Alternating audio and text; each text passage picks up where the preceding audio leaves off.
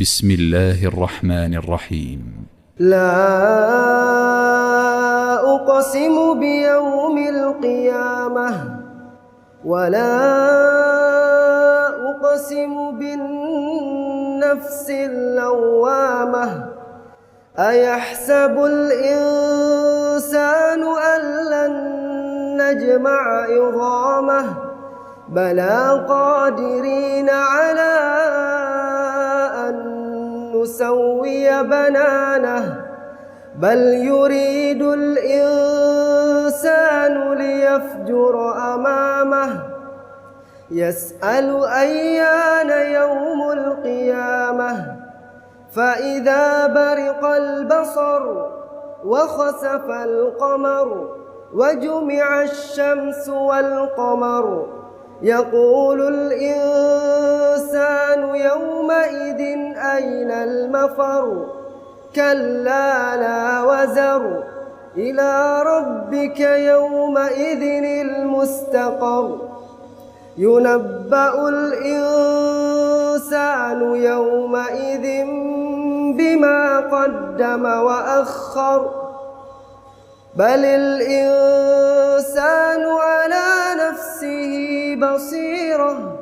ولو ألقى معاذيره لا تحرك به لسانك لتعجل به إن علينا جمعه وقرآنه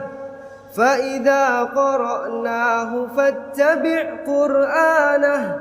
ثم إن علينا بيانه كلا بل تحبون العاجلة وتذرون الآخرة وجوه يومئذ ناظرة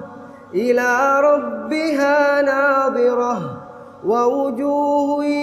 يومئذ باسرة تظن أن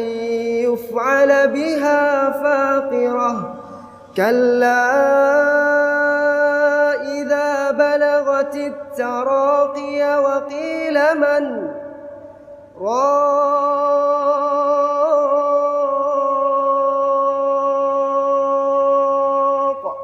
وظن أنه الفراق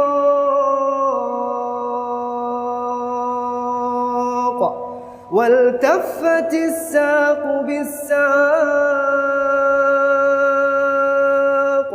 إلى ربك يومئذ المساق فلا صدق ولا صلى ولكن كذب وتولى ثم ذهب إلى أهله يتمطى أولى لك فأولى ثم أولى لك فأولى أيحسب الإنسان أن يترك سدى ألم يك نطفة من مني يمنى ثم كان علقة